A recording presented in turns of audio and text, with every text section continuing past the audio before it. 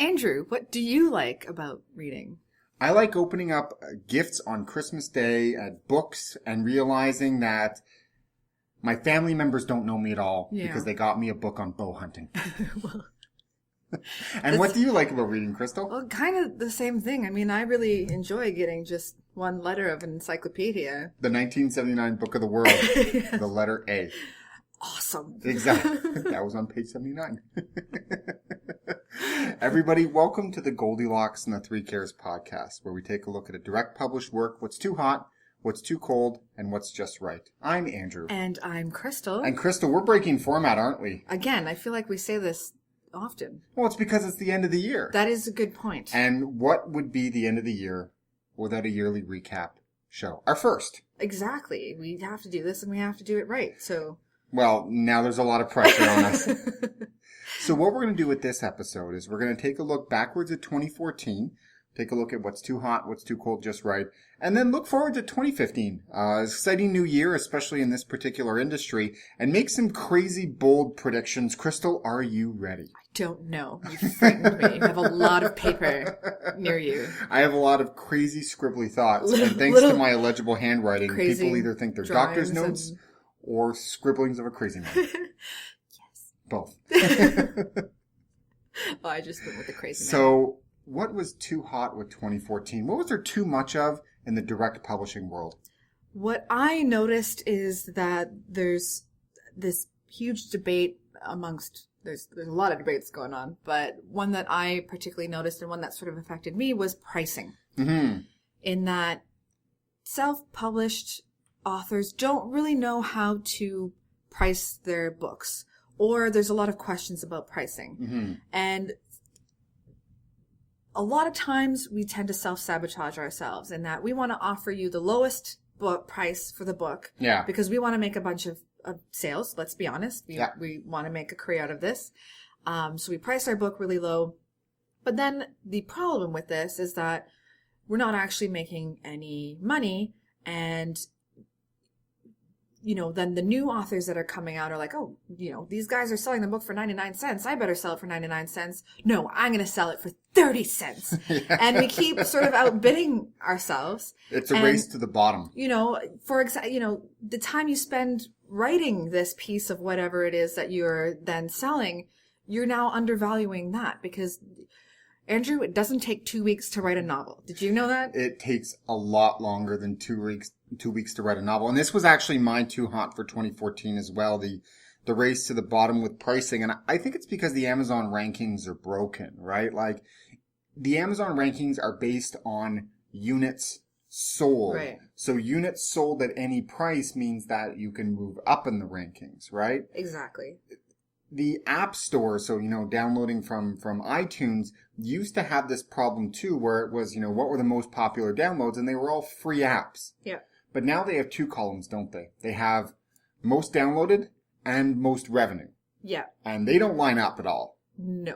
Because selling, 100 books at 99 cents is not the same as selling 500 books at $3.99. Exactly. And I mean, you look at it as from a business perspective, because that's your background. So, of course, the revenue column is the one that sort of speaks to you. And I mean, with pricing, there's different ways to do things. Do I think that perhaps you should try, if you have 15 novels and you want to give the first one away for free to kind of introduce people to your work, awesome, go for it.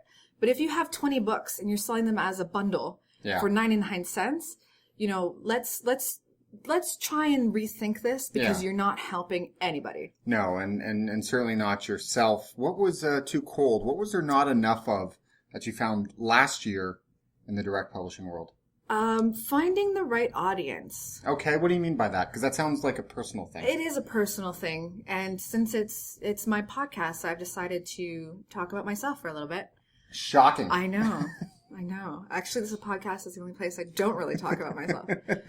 So what do you mean by finding your audience? Well, I participated in 2 book festivals this year, and I loved doing it. So they were a lot of fun. They were a lot of fun. I met a lot of fantastic people. Two things that I remember most from the two that we did, the Word on the Street and the Toronto Book Fair, torrential downpour and Chipotle burritos. Oh my God, Chipotle. So good. Because when you're stuck in a convention hall and there's a Chipotle right beside it, that's what you have. Yeah, like 2 times in a row. 3. Lunch and dinner. And middle lunch. Second breakfast. So what did you find about the audience? What was the challenge there? I write urban fantasy, and I've been told that my style lends itself to sort of graphic novels or even a television series movie type sort of thing. I hope I'm not talking myself up too much. No, keep going. And these events, especially Word on the Street, were more I don't want to use the word literary crowd, but the number of times I got asked what urban fantasy was made me rethink, signing up for these events. Yeah, it was kind of like, based on the audience and where we were, it was kind of like explaining it to your parents' friends. Right. Who are not your audience. Exactly. So, knowing your audience is really important. Some of the requests that we get as well for, just for reading for the podcast, I pitched one thing and then I read it and I get another. Yeah. So really trying to, and I mean, I read all sorts of genres, but, really knowing who your audience is and knowing what you're selling is what I found too cold in 2014. And for me, it was the formats. I equate what Amazon has given, to a lesser extent, Kobo and iTunes and the other direct publishing portals, to YouTube, right? Like, if you wanted to produce your own movie 15 years ago, it had to be 88 minutes minimum length. Mm-hmm. It had to, it had to fit into a certain format. If you wanted to produce a TV show, it had to be 22 or 44 minutes. It's very rigid. But enter YouTube and suddenly you have the democratization of content. People can produce a 6-second Vine, which has a beginning, middle, and end. It can be very funny. Yeah. Or they can produce a 44-minute movie, or they can do a visual format. I mean, we put our podcast up on there and it's 12 to 16 minutes every single time. I haven't quite seen that variety, that embracing the new format of digital apply to books yet. And what I mean by that is everyone's trying to think of a number of words. It's not really a number of words. Yeah. It's an effective way of telling a story. And if you want to write a really, really, really good 149-page novel, or you want to call that a novel, tell me, do a great job at it, and then price it accordingly. And I think you've sort of hit the nail on the head there, where, if you write a 140-page, whatever it is, we still need to know what it is. So if you want to call it a novel, that's fine. But somewhere you got to tell me this is it's 140 pages. I think Amazon does that already. Yeah. But price it accordingly. Do not charge me $9 for something that is a short story. And what did you find was just right in 2014? I think we sort of agreed on the same thing for this one, shockingly. Shockingly. I think that what we got just right in 2014 is this urge to find out how authors are doing. Yes. What are the statistics? What are the tools and the graphics and the actual analytics for knowing how well self-published authors are doing? And I think... Or not. Well, yes, or not. And Hugh Howey is sort of the leader in this sort of charge to find this information. His work, I will interject, authorearnings.com. Mm-hmm. Go there now. It's fantastic. The level of insight, the data analysis, some of it is based on a little bit of fuzzy math, but that's okay. It gives such a great view into where the industry is going. And what I'm fascinated not is about, because I think they've done 3 snapshots, mm-hmm. February, July, and most recently, I think it was October. I'm going to look to see what that's looking like year over year. Because now that we have that information for 2014, in 2015, we can see is the direct publishing expanding or contracting? Which direction is the needle pointing? And that's fascinating. And I mean, I think it's needed and necessary because, quite frankly, whether it's Amazon, Kobo, iTunes, they're not really sharing that information. And they don't have to. No, nor do they have to, but we want to know. And I think it's awesome that we have these tools that are coming out. And that was mine as well. Real business information being given to the community. And, looking into 2015, I see more of that. What do you see, Andrew? What do you see through your if I were to crystal put on ball? The great hat and look into the crystal ball, the gigantic hat. I'm just picturing one of those Viking with like an emerald right in the center. And 2 Viking horns. And 2 Viking horns. We're confusing hats. But and look into 2015, there's a couple things that I see.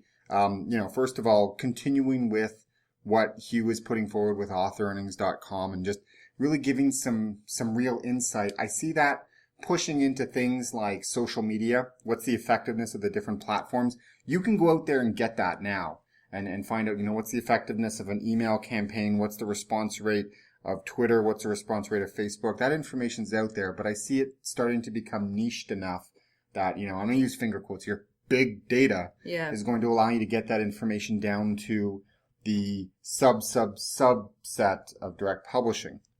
Cool. I also see Amazon having a real competitor. Is this your? This is the 2015 prognostication where, either a major publisher is going to set up an indie publisher arm and open up a portal and start to try to raise the banner that way, or an indie author is going to open up a portal, or someone with a lot of venture capital money is going to do it. Because there's such an opportunity there to take from Amazon and to build a second flagship portal with, frankly, the way that they're going to attract authors is by having much more favorable royalty rates. And competition is never a bad thing. And I think that would be amazing if someone sort of rose from the ashes and... and just looking at more specifically, I see the end of DRM, digital rights, on books. Amazon has stopped doing that for a while now, but basically digital rights is you can only view it through this one particular tool, which is proprietary to us. iTunes used to have that on music. They don't have it on music anymore. Something you download from iTunes, you can listen to or watch on another player. Yeah. I see books becoming more transferable. I hope so, because it's I don't, how do I say this? It's really annoying to have to figure out different formats and that whole shebang. Thankfully, I have people who can do that for me because I'm completely incapable of doing it myself. Yeah. But I see someone, maybe one of the publishing houses or maybe one of the portals, figuring out a way to make books personal. Because what we do in this family is someone gets a book, they read it, they love it, they sign their name in it, and then all of a sudden it goes around the family library, where we exchange. My dad and I have exchanged a bunch of history books. You and your mom pass books back and forward. Yeah. If you've read one, she's read one, but it's the same book. I see them kind of figuring out how that might work in the digital realm. Perhaps next year, the communal library, the sharing of that sort of a thing. Hey, you have to read this, aside from a great site like Goodreads. They do, libraries do it now with digital stuff. And I know Amazon, you can lend a book to someone else who has a Kindle and stuff. So it's there a little bit. Mm-hmm. But hopefully you're right with your crystal ball and it becomes a bigger thing. Beyond 2015, it gets a little cloudier. Okay. So we'll come back in a year and we'll take a look at it. But it's exciting. It's really exciting where we are right now. And we're really looking Sorry, I'm smiling. I should probably... It's great podcast right now. I'm just smiling. Yes! It is exciting. It is. So we're going to be back in the new year, everybody, with a whole new slate of books that we've read. We're going to do the Too Hot, Too Cold, Just Right. So please, if you're a direct published author, by all means, reach out to us. We're looking for novel-length books to really get into it and identify... Again, not a review, but what's too hot, what's too cold, and what's just right. Where can you find us online? We are on YouTube, Everything's Temporary. We are on Twitter at Everything's Temp. We are at www.everythingstemporary.com. And we are also on iTunes, Goldilocks and the 3 Cares. So if you like what you hear, like, subscribe, and share. On the behalf of the Goldilocks and the Three Cares podcast for 2014, I'm Andrew. And I'm Crystal. Until next time, keep reading. This lamp feels like a freaking sauna. Like, I feel like I'm being interrogated. I got sweat. Like, Did you need a towel? I do.